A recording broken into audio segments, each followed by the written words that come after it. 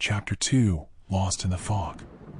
Artem plunged into the fog, his flashlight cutting through the swirling mist. "Alexei," he shouted, his voice muffled by the oppressive air. The whispers surrounded him, overlapping and growing louder. Shapes moved in the periphery, figures that flickered in and out of existence, their forms distorted.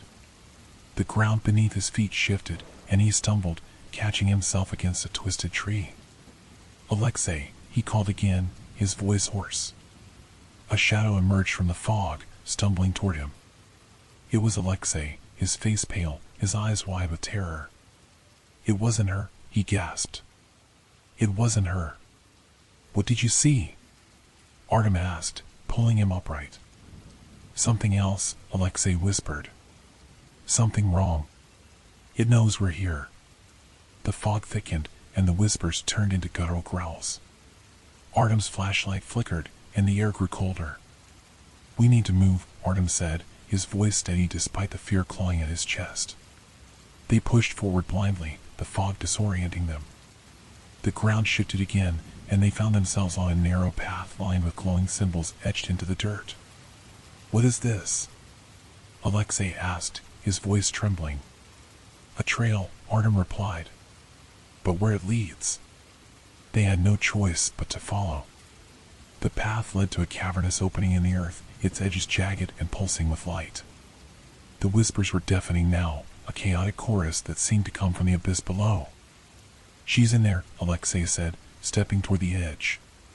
"No," Artem snapped, grabbing his arm. "She's gone. Whatever's in there isn't her." Alexei hesitated, but the pull of the abyss was strong. Artem tightened his grip. "If you go down there, you won't come back." Chapter 3, The Abyss Beckons. The ground trembled, and the symbols along the path began to glow brighter, their light casting eerie shadows on the cavern walls. The whispers became coherent again, and Artem recognized voices from his past: Victor, Yaroslav, Oleg. They were calling him, urging him forward. "It's a trap," Artem muttered, his grip on Alexei firm. "The zone wants us down there." But Alexei broke free, his eyes fixed on the abyss. "I can't leave her," he said, his voice filled with anguish. "I have to try." Before Artem could stop him, Alexei leapt into the cavern, disappearing into the light. The whispers ceased, replaced by a deafening silence. "Alexei!" Artem shouted, but there was no response. The cavern's light dimmed, and the ground began to crumble. Artem backed away, his instincts screaming at him to run.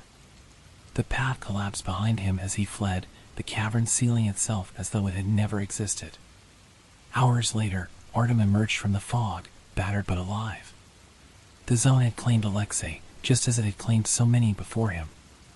As he reached the perimeter fence, the whispers returned, softer now, almost soothing.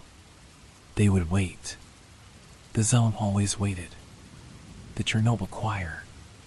The ghost town of Pripyat stood silent under a steel-gray sky, its broken windows staring blankly into the world like the hollow sockets of a skull. Yevgeny, a seasoned urban explorer, adjusted his backpack and stepped carefully through the crumbling remnants of a playground. His Geiger counter crackled faintly, a sound he had grown used to after years of exploring the zone. Today was different. A rumor had reached him from another explorer about a place deep in the zone, a building hidden from satellite maps and local guides. Locals called it the Choir Hall. They said strange sounds emanated from it at night, voices, chanting, and sometimes music that no one could explain. Many had tried to find it, but those who returned never spoke of it again. Yevgeny was skeptical. The zone was full of ghost stories and myths, most of them concocted by thrill-seekers or over-imaginative explorers. But the allure of discovering something new, something no one else had truly documented, was too strong. He had come prepared, a map, supplies, and his usual collection of recording equipment. He stepped into the hollow streets of Pripyat, his boots crunching over shattered glass and weeds that had claimed the asphalt. The overgrown silence was suffocating. The zone was always like this, a place that felt alive despite its emptiness, as if it were waiting, watching. The hall. By midday, Yevgeny reached the edge of the map, where the road dissolved into a dense thicket. Beyond it lay the location marked with a hastily drawn X. He hesitated for a moment, his Geiger counter clicking nervously. Radiation levels were spiking slightly, but nothing he couldn't handle. Pushing through the overgrowth, he stumbled into a clearing. In the center stood a decaying building, its architecture distinctly Soviet but unfamiliar. Its windows were intact, surprisingly untouched by the decades of decay that had consumed the rest of Pripyat. The entrance loomed before him like a gaping mouth, and an inscription above the door read, "Cultural Hall of Harmony." Yevgeny's heart raced. This was it, the choir hall. He took a deep breath and stepped inside. The air was colder here, heavy with an unidentifiable metallic scent. His flashlight cut through the dark, revealing rows of decayed wooden pews facing a stage. On the stage stood a grand piano, its surface impossibly pristine despite the layers of dust covering everything else. The silence here was absolute, almost oppressive. Yevgeny moved cautiously, his camera rolling as he scanned the room. The Geiger counter was silent now, oddly silent, as if the very radiation had decided to vanish in this place. He approached the piano, its lacquered surface gleaming faintly in the dim light. A single sheet of music lay open on the piano. The notes were strange, unfamiliar symbols that didn't correspond to any musical notation he recognized. Written at the top in faded ink were the words, "The Requiem of the Living." Suddenly, a sound broke the silence, a single piano note, sharp and clear, echoing through the hall. Yevgeny froze. His flashlight beam darted around the room, searching for the source. The piano was empty, untouched. His hands trembled as he reached for his camera to document the sheet music. But before he could take a picture, the sheet curled and disintegrated before his eyes, as if consumed by invisible flames. Then came the voices. The choir begins. At first, it was faint, a low hum that seemed to emanate from the walls themselves. Yevgeny backed away, his flashlight flickering. The hum grew louder, turning into a chorus of voices, all singing in unison. The melody was haunting, alien, and unrelenting. He turned to leave, but the doorway was gone. In its place was a solid wall, smooth and featureless. Panic set in as he spun around, searching for another exit. The voices grew louder, almost deafening, and with them came movement. Figures began to materialize in the pews, their forms translucent and flickering. They were people, men, women, and children, dressed in tattered clothing from different eras. Their faces were blank, their mouths open in song. They stared at him, their eyes glowing faintly as they sang. "Stop!" Yevgeny shouted, his voice cracking. "What do you want?" The figures didn't respond. They simply stood and began to approach, their feet gliding soundlessly over the floor. The music swelled, filling the hall with a maddening intensity.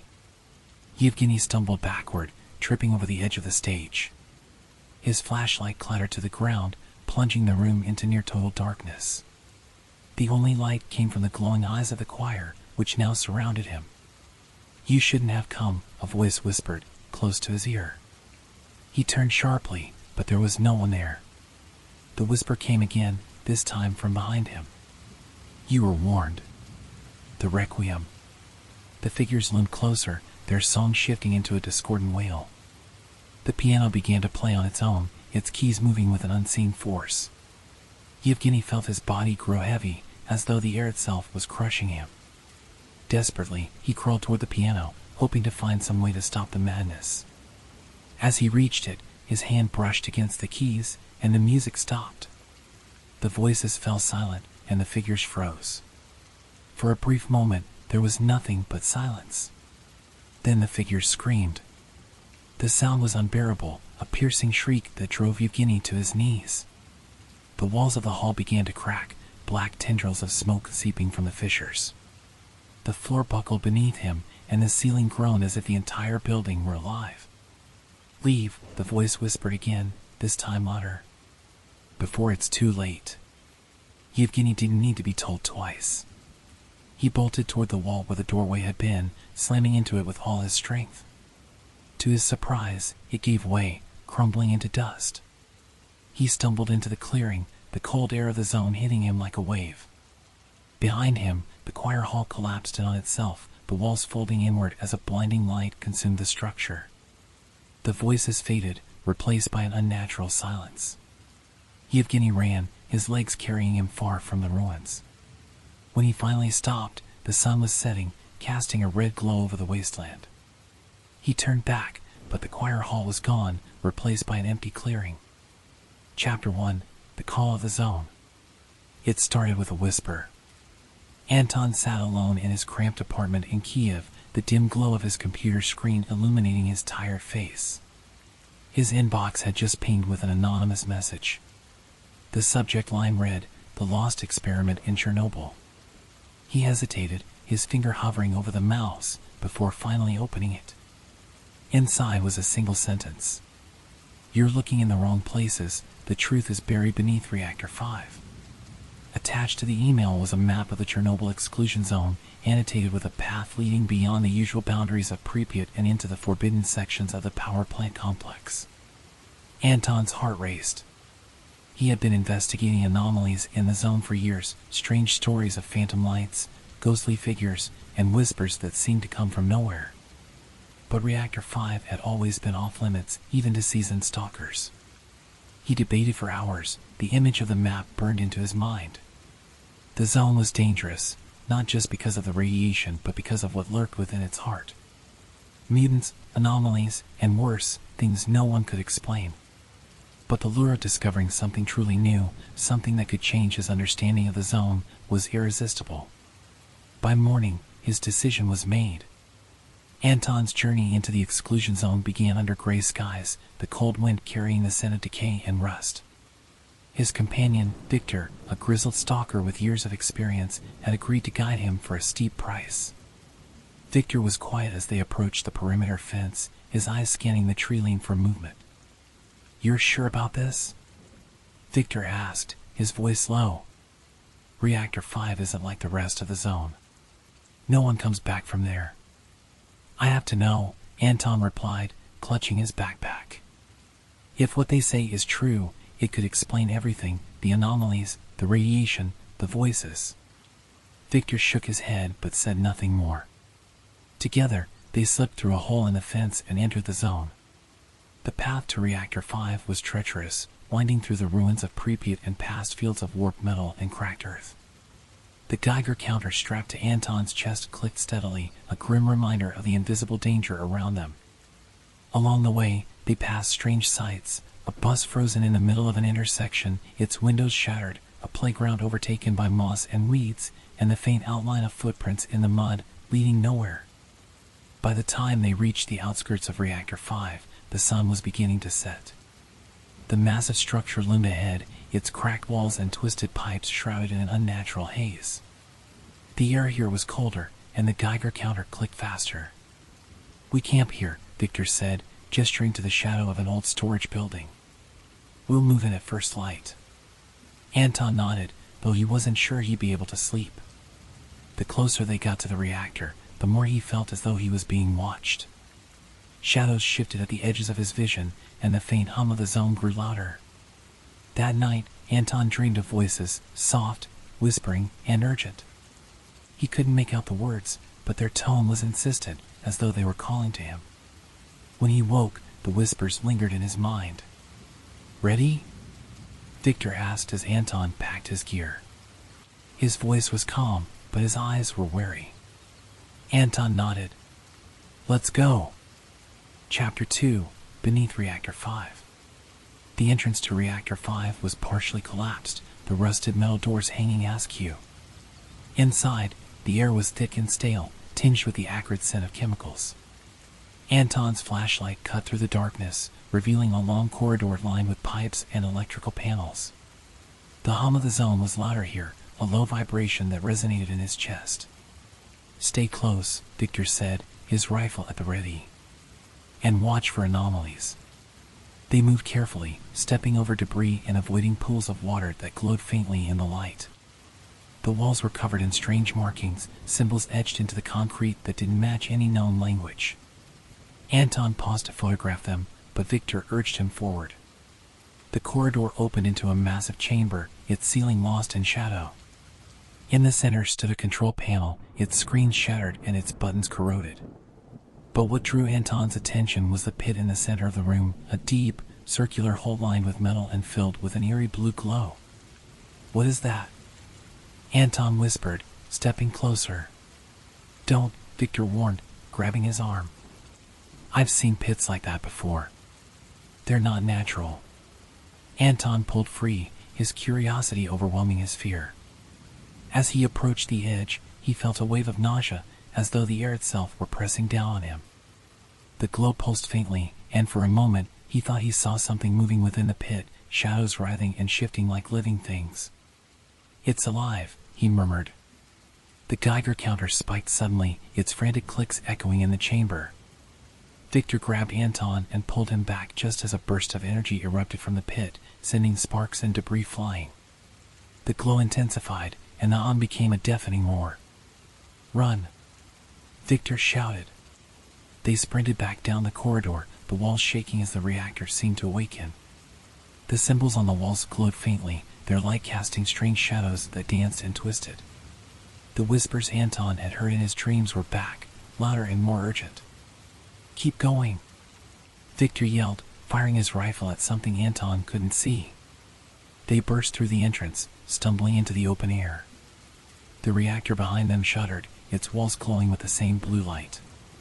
For a moment, it seemed as though the entire structure might collapse, but then the light faded and the hum ceased.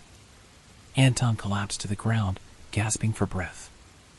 Victor stood nearby, his rifle still raised, his eyes scanning the horizon. "What the hell was that?"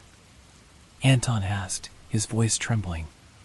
"The zone's heart," Victor said grimly. "You woke it up." Chapter 3: The Choir of the Zone. As the duo fled from Reactor 5, the zone seemed to shift around them, its twisted landscape growing more hostile. Anomalies erupted in their path, forcing them to detour through treacherous terrain. The whispers grew louder, their words clearer. "Come back," they said. "Finish what you started." Anton tried to block them out, but the voices were relentless. Victor grabbed him by the shoulder, forcing him to focus. "Don't listen," he said. "That's how it gets you." But the zone wasn't done with them. They reached the edge of Pripyat just as the sun began to set. The city was eerily quiet, its ruins bathed in an unnatural red light. As they moved through the streets, they noticed figures in the distance, shadows that flickered and shifted, watching but never approaching. At the heart of the city, they found the source of the whispers. In the central square stood a group of figures, their bodies translucent and their faces blank. They sang in unison, a haunting melody that echoed through the ruins. "The choir," Victor whispered. "We need to leave. Now." But Anton was transfixed. The song was beautiful, otherworldly, and it seemed to call to him. He stepped forward, ignoring Victor's shouts, and joined the figures in the square. As the song reached its crescendo, the shadows consumed him. Chapter 1: The Forgotten Ward. The train to Chernobyl rattled down rusted tracks, cutting through the misty Ukrainian countryside. Katya stared out the window, her reflection a pale ghost against the sprawling forest. This trip wasn't for thrill-seeking or urban exploration, it was personal. Her older brother, Dima, had vanished 6 months ago during an illegal expedition into the Exclusion Zone.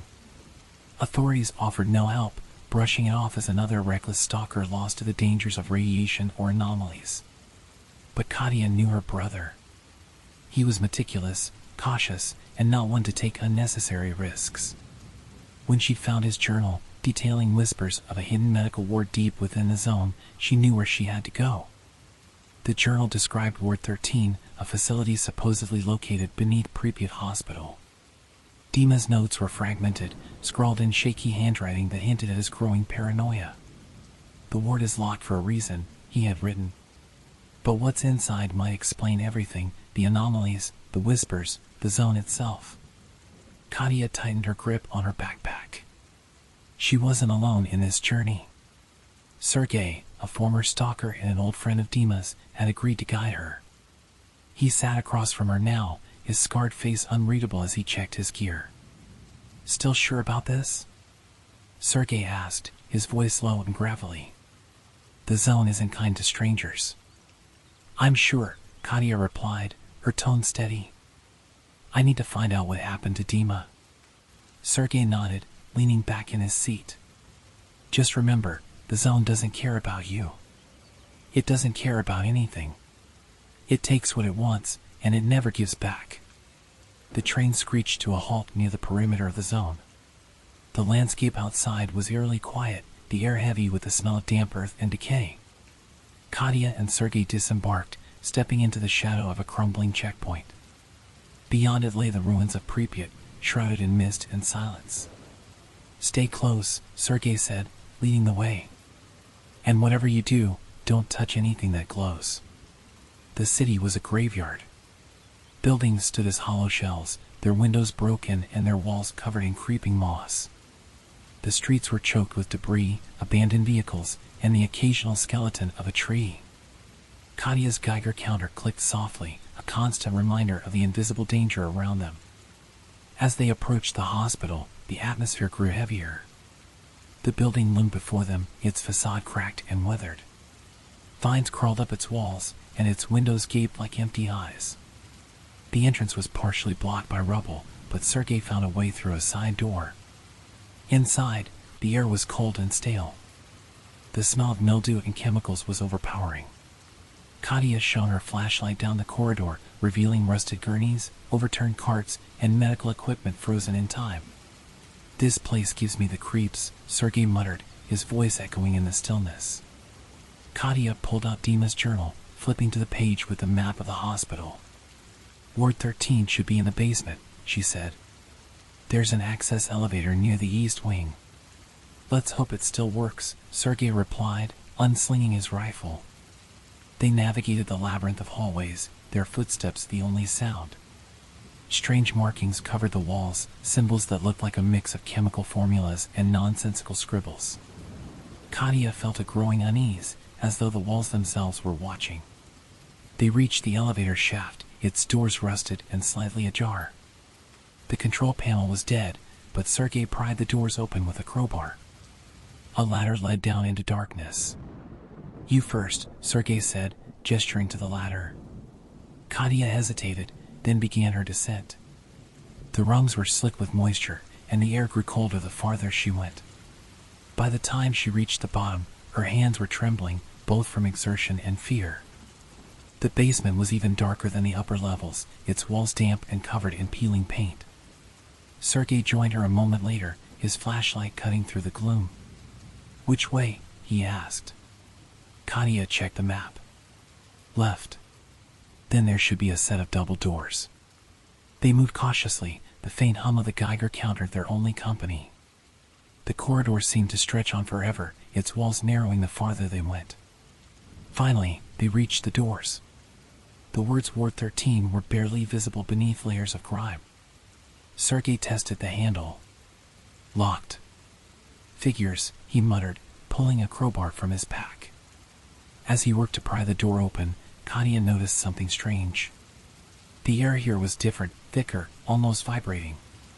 She thought she heard faint whispers, but when she turned, there was nothing behind them. The door groaned open, revealing a darkened hallway lined with metal doors. Each was labeled with a number, and small glass windows offered glimpses into the rooms beyond. Katia shone her flashlight through one, her breath catching. Inside was a hospital bed, but the figure lying on it was wrong. Its limbs were elongated, its skin gray and translucent. Tubes snaked from its body to a machine that blinked faintly with dying power. The figure's head turned slightly, its milky eyes locking onto hers. Katia, move. Sergei barked, pulling her away from the door. What was that? She stammered. This is why no one talks about Ward 13, Sergei said grimly. Whatever experiments they ran here, they didn't stop when the zone was formed. The whispers grew louder, echoing from the walls. Katia felt a presence behind her and turned sharply, but there was nothing there. We shouldn't be here, Sergei said, his voice tight. Let's find what you came for and get out. Katia nodded, her hands trembling as she clutched Dima's journal. The answers she saw were close, but so were the zone's secrets and its horrors. Chapter 2, shadows in the ward. The whispers seemed to grow louder as Katya and Sergei moved deeper into Ward 13. The hallway stretched on endlessly, the dim glow of their flashlights barely illuminating the warped tiles beneath their feet. The air was thick, carrying a metallic tang that stung the back of Katya's throat. Her hands shook as she clutched Dima's journal, flipping through its pages for anything that might guide them. "This place feels alive," Sergei muttered, his voice barely above a whisper. His rifle was raised, its barrel sweeping the dark corners of the corridor. Whatever they were doing here, it wasn't medicine. Katya stopped in front of a door labeled Observation Room 3, its paint peeling to reveal the cold metal beneath. The small window on the door was clouded, obscuring whatever lay inside. She hesitated, then opened the journal to a marked page. Dima had written about an Observation 3 several times, each entry more frantic than the last. Underscore the subjects speak in unison. Their words don't match any known language, but I can feel their meaning in my head. It's as if they're trying to tell me something I can't quite understand. I think the zone is speaking through them. Underscore. Here, Katya said, her voice trembling. Dima mentioned this room. He thought it was important. Sergei moved to the door, his flashlight casting long shadows across its surface. He tested the handle. Locked. "Stand back," he ordered. With a few solid strikes of the crowbar, the lock gave way, and the door creaked open. Inside, the room was eerily pristine compared to the decay outside. A series of monitors lined the far wall, their screens dead but still faintly reflective. In the center of the room was a steel chair bolted to the floor, its straps frayed but intact. Katya stepped inside, her flashlight revealing a stack of files scattered across a metal desk. She sifted through them, her pulse quickening as she realized they were records of experiments. Each file detailed a different subject, their names replaced with numbers. The experiments seemed to focus on exposing individuals to anomalies, tracking how their bodies and minds reacted. "This is sick," she muttered, flipping through the pages. They were using people as test subjects, exposing them to the zone's power, and creating monsters, Sergei finished, his gaze fixed on the chair. "This isn't science. This is madness." Katya found a photograph tucked inside one of the files. It showed a group of scientists standing in front of the very room they were in. Her breath caught as she spotted a familiar face among them, Dima. He stood off to the side, his expression unreadable, a clipboard in hand. "He was here," she whispered. "He wasn't just looking for answers. He was part of this." Before Sergei could respond, the lights in the room flickered. The hum of the zone grew louder, and the whispers returned, echoing from every direction. The monitors buzzed to life, displaying static interspersed with brief, distorted images, the outline of a figure, a flash of a corridor, and finally, a pair of glowing eyes staring directly into the camera. "We need to move," Sergei said, backing toward the door. "Now." As they stepped into the hallway, the whispers turned to distant wailing. The air grew colder, and the walls seemed to pulse, as if the building itself were breathing. Katya clutched the photograph tightly, her mind racing with questions. Had Dima survived? Was he still here, trapped in this nightmarish place? They moved quickly, passing door after door, each labeled with cryptic names: Anomaly Interaction Lab, Neurological Testing, and Containment. The last door bore a symbol that neither Katya nor Sergei recognized, a jagged spiral etched deeply into the metal. "What's in there?" Katya asked. "Nothing we want to see," Sergei replied. "Keep moving." But Katya couldn't ignore the pull of the door. Something about the symbol felt familiar, as if she had seen it before in Dima's journal. Against Sergei's protests, she pushed the door open. Inside was a large, circular chamber bathed in an eerie green light. In the center was a massive containment unit, a glass cylinder filled with a viscous, glowing liquid. Suspended within it was a humanoid figure, its form barely visible through the murky fluid. The whispers intensified, flooding Katya's mind with fragmented words and emotions. Pain, anger, and something else, desperation. She stumbled back, clutching her head as the voices grew louder. "Katya, get out of there!" Sergei shouted, grabbing her arm. The figure in the tank twitched, its body convulsing violently. Cracks spread across the glass, and the green liquid began to seep out. Alarms blared, their shrill tones echoing through the ward. "We need to go," Sergei yelled, dragging her from the room. The moment they stepped into the hallway, the building shook. Lights flickered, and a deep, guttural roar reverberated through the walls. The containment unit had failed, and whatever had been inside was now loose. As they ran, the whispers turned into a deafening chorus, their words incomprehensible but filled with rage.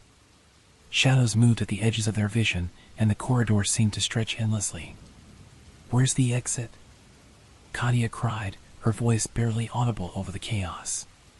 "Keep running," Sergei barked, his rifle raised. They turned a corner and came face to face with something that defied explanation. A humanoid figure stood in their path, its body shifting and rippling as if made of liquid shadow. Its glowing eyes locked onto them, and the whispers stopped, replaced by a low, menacing growl. Sergei fired, the shots echoing in the confined space. The bullets passed through the creature, impacting the wall behind it. It lunged forward, its form stretching unnaturally as it closed the distance. "Split up," Sergei shouted, shoving Katia down a side corridor. She stumbled but regained her footing, running blindly through the maze of hallways. Behind her, she heard Sergei's shouts and the roar of the creature, followed by a deafening crash. Then, silence. Katia slowed, her heart pounding. She was alone now, the corridors around her eerily quiet. The whispers returned, softer this time, as if coaxing her forward. In the distance, she saw faint light spilling from an open door. Clutching Dima's journal, she stepped toward it, the weight of the zone pressing down on her with every step. Chapter 3: The Final Truth. Katia stepped into the room, her flashlight flickering as she moved toward the faint glow spilling from a single console. The air here was suffocating, heavy with the scent of ozone and decay. The whispers had subsided, replaced by an eerie silence that made her every step echo louder than it should. The room was a stark contrast to the rest of Ward 13. It was clean, almost sterile, its walls lined with screens and monitors that buzzed faintly with static. At the center stood a control panel, its buttons glowing faintly in the dim light. Above it, a large screen flickered to life, displaying lines of code that scrolled too quickly for Katia to read. She approached cautiously, her hand trembling as she reached for the console. On the desk next to it was a small stack of documents, neatly arranged and untouched by time. She flipped through them, her heart sinking as she recognized Dima's handwriting. _experiment log, subject 0432. Initial exposure to anomaly EM15 resulted in significant neurological changes. Subject exhibits heightened sensory perception but also signs of cognitive instability. Further testing required. Katia's breath caught in her throat. Dima hadn't just been an investigator, he'd been part of this experiment. She scanned the rest of the document, her pulse quickening as the logs became more erratic. The subjects are speaking as one. They know things they shouldn't. The zone is not just reacting to us. It's aware of us.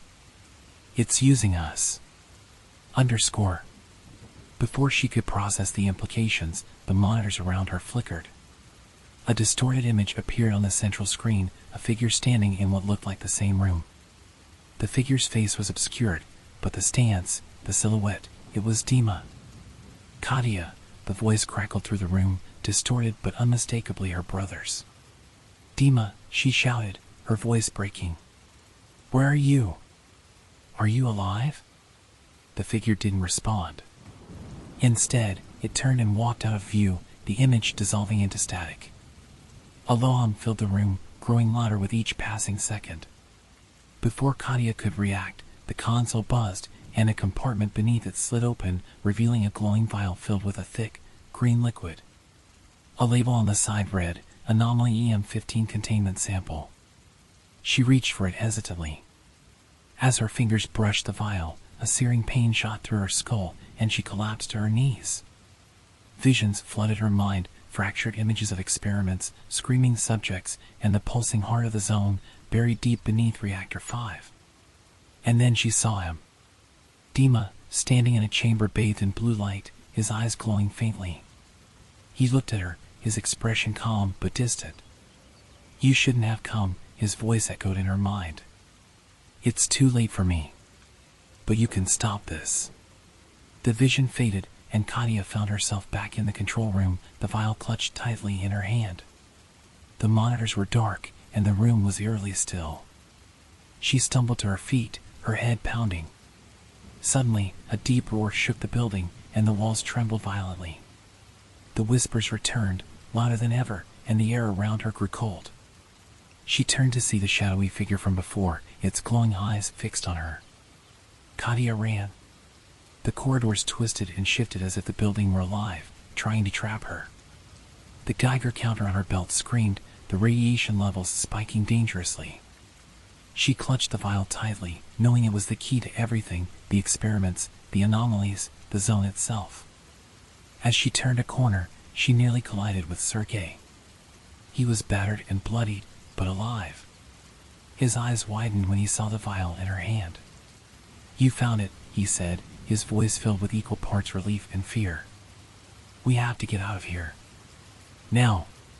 Together, they sprinted toward the elevator shaft, the shadowy figure pursuing them with inhuman speed. Its growls echoed through the halls, accompanied by the faint chorus of whispers. The building shook violently, and chunks of debris fell from the ceiling. They reached the ladder and began climbing. The ascent felt endless, every rung a struggle as the vibrations grew stronger. Below them, the shadowy figure clawed its way up the walls, its glowing eyes locked onto them. "Faster!" Sergei shouted. Katia pushed herself harder, her lungs burning. As she reached the top, Sergei shoved her through the opening before climbing out himself. The shadowy figure lunged, its clawed hand reaching for Sergei's leg, but he kicked it away just as the elevator shaft collapsed, burying it in rubble. They didn't stop to rest. The hospital was falling apart around them, the zone's anger palpable. The whispers followed them into the streets, and the air shimmered with anomalies that sparked and crackled. They navigated through the chaos, dodging bursts of energy and collapsing structures. Finally, they reached the edge of Pripyat. The perimeter fence loomed ahead, its rusted metal a beacon of hope. Beyond it lay safety, or at least a semblance of it. As they crossed the fence, the whispers stopped. The air grew still, and the ruins of Pripyat stood silent once more. Katia collapsed to her knees, clutching the vial. Sergei knelt beside her, his face grim. "You did it," he said. "You got what you came for." Katia looked at the vial, the liquid inside glowing faintly. The answers she had sought were within her grasp, but the cost had been unimaginable. Epilogue: the zone's legacy. Months later, Katia sat in a sterile lab far from the zone, the vial resting on a reinforced platform under glass.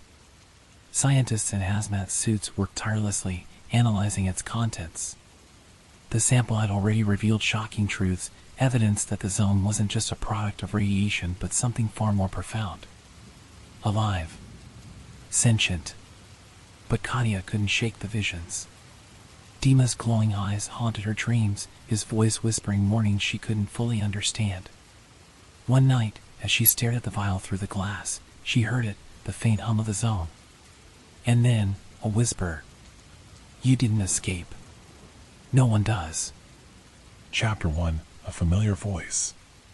The zone's pull was irresistible, and Artem found himself once again standing at its edge. It had been 6 months since his escape, yet the whispers wouldn't leave him. They crept into his dreams, calling him back, promising answers, closure, perhaps even redemption. This time, Artem wasn't alone. His partner, Alexei, a former military scout who had seen his fair share of horrors, was equally haunted. Unlike Artem, Alexei wasn't drawn by the whispers, but by desperation. His sister had vanished during an unauthorized expedition into the zone. "She's out there," Alexei said, his voice firm but his eyes betraying doubt. "I know it." "And if she's not?" Artem replied, checking his rifle. Alexei didn't answer. Instead, he turned and started through the gap in the fence. Artem followed, the familiar chill of the zone creeping into his bones. The air was thick with tension, the ruins ahead cloaked in an unnatural fog. As they navigated the outskirts, the whispers began, soft, unintelligible, but unmistakable. Artem tensed. "You hear that?" he asked. Alexei nodded. "It's been like this since she disappeared. Voices, but no one's ever there." The path took them deeper into the zone, the terrain becoming more unstable. Anomalies flickered in the distance, and the hum of radiation grew louder. The whispers intensified, and Artem could finally make out words. "Artem. Alexei." They froze. The voice was clear, female, and filled with desperation. "That's her," Alexei said, his eyes wide. "That's my sister." "No," Artem said sharply. "It's the zone. It plays tricks. Don't listen." But Alexei was already moving, his steps quickening. Artem cursed under his breath and followed, the whispers growing louder, almost frantic.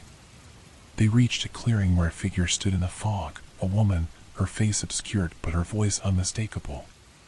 "Alexei," she called, her arms outstretched. "Help me." "Anya?" Alexei whispered, stepping closer. "Stop!" Artem barked, grabbing his arm. "That's not her." But Alexei broke free, running toward the figure. The fog thickened, and the ground trembled. Artem raised his rifle, his heart pounding. The figure turned, its face a twisted, inhuman mockery of Alexei's sister. It screamed, and the fog erupted, swallowing them both.